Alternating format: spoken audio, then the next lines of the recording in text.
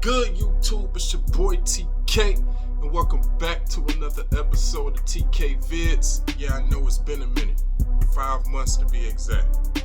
Yeah, I was counting. It's been a while. I've been trying to figure some shit out, you know, with my whole editing and, you know, recording. That was a whole hassle. Then, you know, life just happened. But no excuses. I'm back at it, and I'm trying to get these uploads at least once a week. I believe I got it all fixed, got it all worked out, so we about to find out. Y'all watching this video right now, that means I got it worked out, and once a week is about to start coming. Anyway, I'm not trying to drag on, because I hate when people drag on, and I noticed that I did that in a lot of my videos, so we better get straight into it. We got MrBallen. He dropped 2 new videos. Of course, I've been watching videos lately, but these last 2 he just dropped, I ain't watched yet. This one is from the 2nd, so what is this? Oh, she ignored the warning siren. About to see what's up. Hopefully the siren was loud, because one of the other videos he got with the plane crash of the ghost, and they had a siren, but they had an alert signal, but it wasn't loud and only sounded once. We're gonna see how this one is. But yeah, like I said, we better get straight into it. Mr.Ballen, you know, welcome back. Sorry it's been too long. I'm back at it. About to hit the ground running for real. Alright? So yeah, let's go ahead and get into it. MrBallen, she ignored the warning signs. Alright? I'm playing this off the laptop, so let's see how the volume is. I ain't get my microphone yet. Here we go.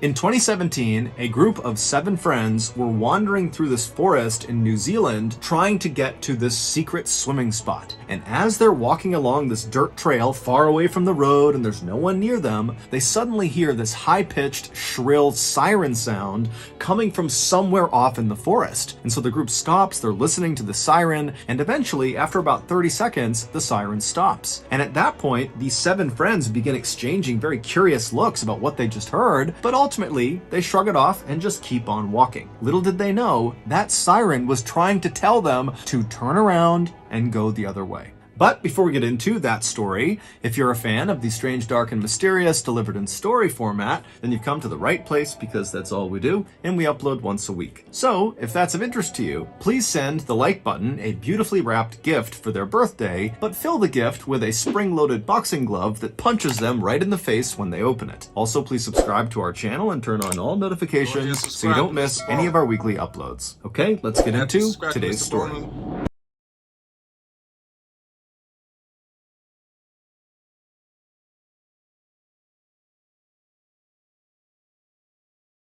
Hey, before you start the video though, I don't know how you hear a siren and you ignore it.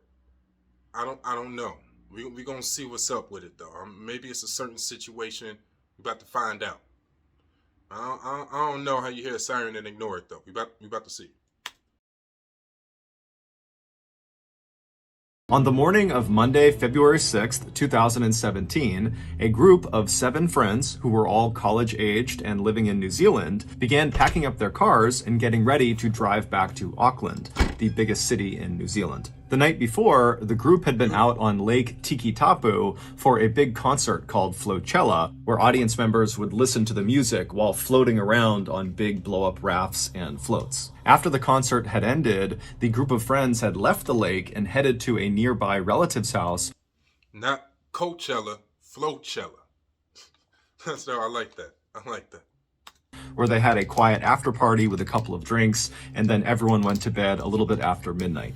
This morning, the group had gotten up early because they wanted to get on the road as soon as possible to try to beat the holiday traffic that was sure to crop up that day on the way back to Auckland. February 6th is a big national holiday in New Zealand. It's called Waitangi Day, and it's to commemorate the initial signing of the Treaty of Waitangi, which is considered to be the founding document of the country. But right as the 7 friends had finished packing up their 3 cars and were getting ready to begin their 3-hour drive north to Auckland, one of the friends, a 21-year-old named Rachel De Jong, suggested they take a quick detour before they head back home. Rachel, along with another girl in this group of friends named Maddie, had several months earlier Water discovered this secret swimming spot that was located only about 15 minutes away from where they were now, and it happened to be on the way back to Auckland. This swimming spot was this beautiful green-blue pool of fairly deep water that was located in the middle of a forest. This pool was actually a part of the Waikato River. However, this stretch of the river where the pool was either very shallow or dry most of the time. So as a result, this pool actually looked like a standalone body of water. While there was no official trail that led through the forest to this pool of water, there was an unofficial trail. It was basically a dirt trail that cut through the woods that had formed over the years of locals tromping their way to this pool of water. After hearing Rachel's suggestion, the group of friends all agreed that this sounded like a great idea. And so the group piled into their 3 cars, and then by around 11:40 a.m., Rachel and Maddie had directed the convoy all the way to the start of this unofficial dirt trail, which was located right on the side of a winding main road. After pulling their cars safely off to the side of the road, the group got out, and then Rachel and Maddie led them to the start of this trail, and they began walking through the forest. 15 minutes later, at 11:55 a.m., the group was getting very close to the water because the trees up ahead were starting to thin out. But also at 11:55 a.m., the group suddenly stopped because from somewhere out in the forest, way off in front of them, came this loud, shrill siren sound. And it went on for nearly 20 or 30 seconds, and then it just came to a stop. And the group kind of looked around at each other. No one knew what to make of the siren, and so eventually they just kind of shrugged it off and kept on walking. Within a minute of that siren sound coming to an end, the group had made it to the end of this unofficial dirt track, which placed them at the edge of this beautiful overlook down to the pool they were going to swim in. And so they began one by one climbing down the rocks in front of them, where there were some ropes that had been put up to help people climb down to the water. And so after they got down to the water, all of them stripped down to their... Maybe they think like the siren is just like somewhere far else, like not necessarily a warning. Because I heard some sirens before. Maybe they think it's like a test or something like that. Because I heard like they was like doing some testing sirens around my neighborhood or something. So maybe they thought that. I don't know. We'll see. Their bathing suits, they jumped into the pool, and they began swimming out towards the center of the pool, where there were these 2 big rocks that jutted up out of the water, almost like miniature islands. And so Rachel and the other women, so 5 of them, they climbed onto one of the rocks, and the 2 men who were part of this group climbed onto the other rock. And so they got up onto these rocks, and they're looking around, taking in the sights, and then at 11:58 a.m., another siren blasts across the forest. It's the same sound as the one they heard 3 minutes earlier when they were on the dirt track. And so once again, all 7 of them are kind of looking at each other wondering, what is this siren about? But after the 20 or 30 second long siren came to an end, they glanced around them and there was no sign of any danger. There was no sign of really anything happening at all. It was just this beautiful, peaceful seeming oasis. And so before long, they had forgotten about the siren again, and Rachel had gotten out her camera and she was taking pictures, and others were taking pictures as well. And then 2 minutes later at 12 p.m., the siren sounded for a 3rd time.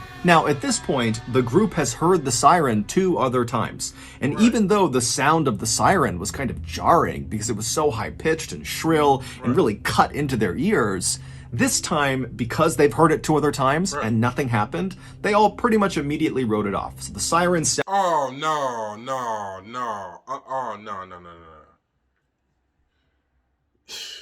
Not after the 3rd time. 3rd time, I gotta be like, hold on. Something's going on. They keep ringing this siren. Like, what's up? At least get out the water. At least get out the water. I don't know. Maybe it's just me coming from I knowing something bad gonna happen, but I don't know. The 3rd time, I'm trying to put... Yeah, I don't know. The 3rd time, I'm thinking something fishy. I'm not waving it off like they did, though. Now I'm really starting to be like, hold on, what's going on? It's going off too many times. And the 3rd time was quicker, too. Like, what's up? Sounding for the 3rd time, and the group is not really paying attention. But when the siren finally stops this 3rd time, something very different began to happen, and the group immediately noticed it. Oh, shit.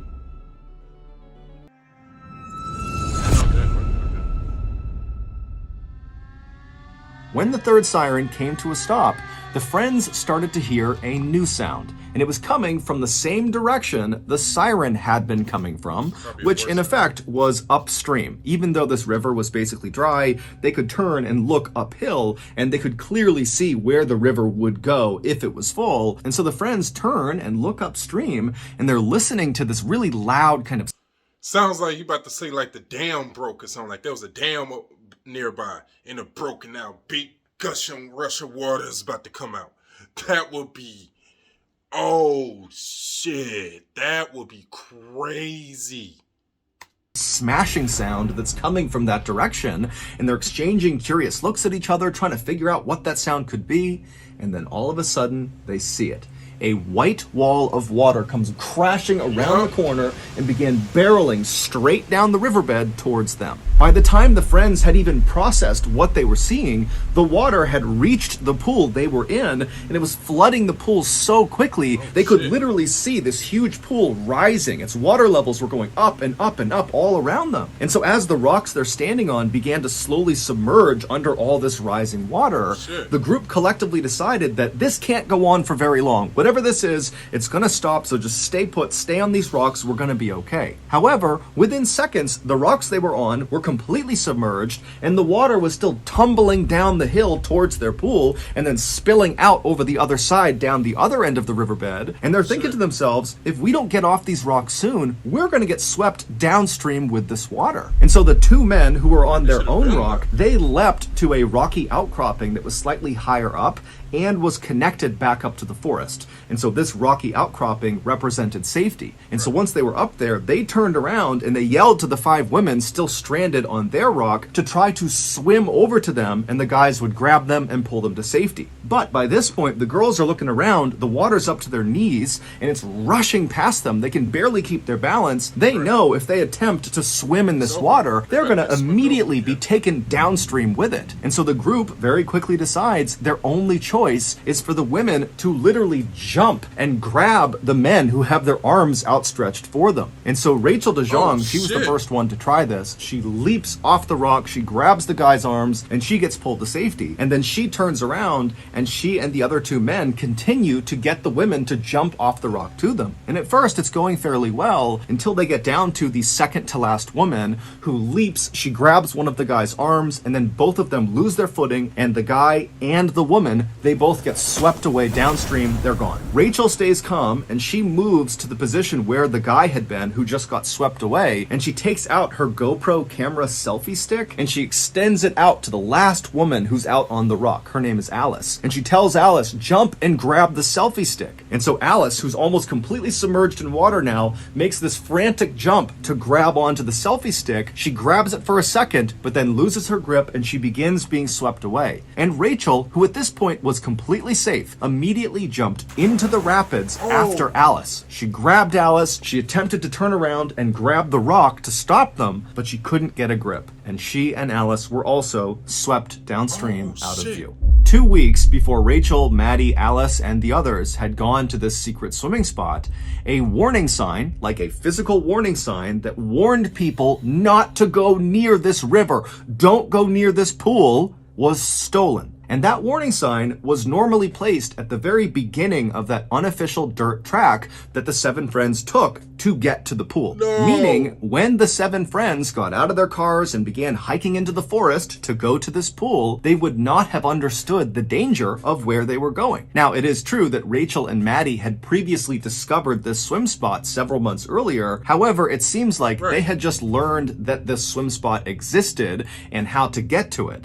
It did not seem like they had literally walked this trail and gotten to the pool, and so very likely they would not have known about the dangers this place posed. The pool of water they were swimming in was not actually dangerous itself. It was only dangerous because the pool was located in the middle of a spill zone. About 650 feet upstream of the pool they were swimming in is a dam, and 3 to 4 times a day, they open their gates, releasing 20,000 gallons of water per second down this mostly dry riverbed, and the water comes careening across that pool all the way to the bottom. The gates stay open for about 15 minutes, and the only reason this is done is for the spectacle of it. It's to show tourists what this riverbed looked like before the the dam was built. And what this riverbed looked like before the dam was built was a raging rapid. On February 6th, 2017, the dam was set to spill at 12 p.m. So those sirens the friends heard at 11:55,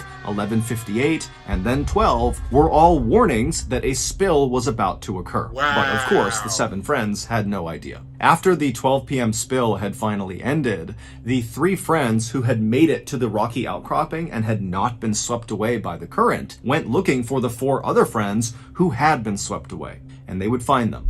3 had miraculously survived, but 1 had not.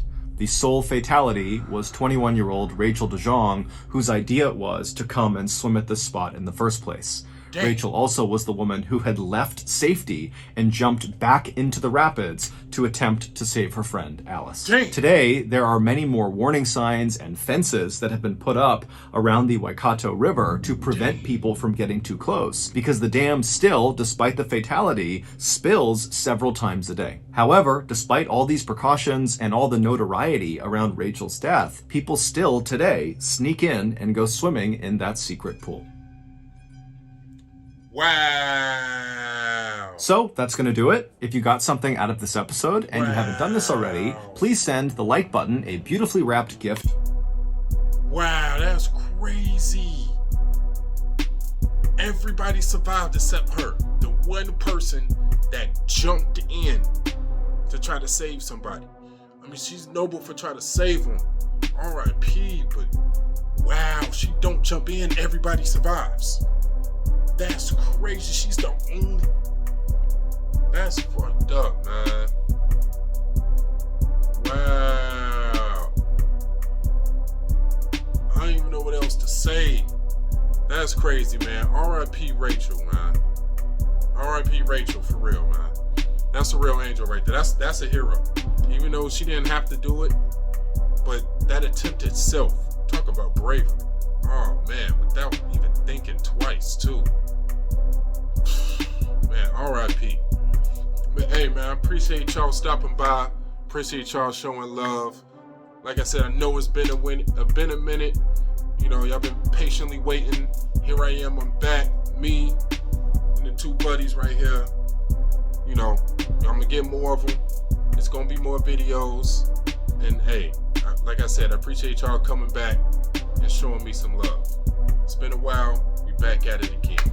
But yeah, like, subscribe, share the channel, share the video, you know, and yeah, that's about it. I'm gonna see y'all next time. We got another MrBallen video coming right up, right after this one. So until then, we gone. 1.